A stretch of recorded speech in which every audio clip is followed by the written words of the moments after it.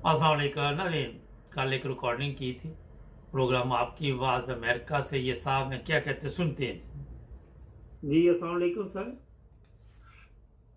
वालेकुम सलाम। तो ये बात ये है कि मुझे जो पाकिस्तान में इन्होंने इमरान खान को नाहक बगैर किसी कसूर के उतारा है, तो बहुत दुख हुआ है। हम दिन और रात इधर काम अपने वतन के लिए, और इधर जब अपने वतन की बुरी बातें सुनते हैं तो दुख होता है। तो ये सब जो जितना भी कसूर है ये इन गद्दारों ने किया मिल के। और ये जो स्टैब्लिशमेंट है जो हलफ लेते हैं वो आपके हम मुल्क के मुहाफिज हैं, हम जाने दें। लेकिन जब वक्त आया तो उस वक्त भाग के इंडिया का मिसाइल पाकिस्तान में गिर गया, इनको खबर ही नहीं हुई। तो लेकिन इनको हुकूमत गवर्नमेंट इमरान की हुकूमत को गिराने के लिए इन्होंने पूरी पिछले 6 माह से काम कर रहे हैं, 7 माह से ये खरीद रहे हैं। क्या इन्होंने हलफ लिया एस्टेब्लिशमेंट में?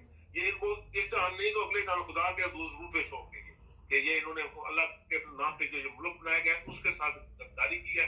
तो कितने अरब डॉलर ने मखसूस बना दिया है। तो बड़ा दुख है। और इनको अब मैं तो ये दुआ करता हूँ कि अल्लाह पाक इनको सबक सिखाए। नहीं तो कम से कम ये मैं सोचता हूँ कि जो बाकी इतने आज सबका 200-300 जर्नल हाजिर है और कम से कम 12-13 15-20 को कमांडर है, इसमें से कोई भी नहीं गैरतमंद जो किसी इस बाजरे को पकड़ ले कि ऐसा नहीं करो। तो बहरहाल अल्लाह पाक मेरे मुल्क पे रहम करे। और एस्टेब्लिशमेंट ने नवाज शरीफ और शहबाज शरीफ तो मुस्तनद गद्दार है ना, और जरदारी वगैरह उन पे तो शक ही नहीं किसी को। लेकिन हमें अपनी फौज पे ये तो नहीं की।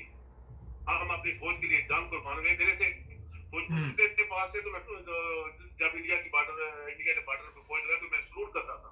अच्छा, ये प्रॉब्लम वही है, एक ही मसला सबका जनाब, कि पाक फौज पे हमें बड़ा मान था, हमें बड़ा फख्र था, मगर बेड़ा गर्क ते ठंडी सड़क।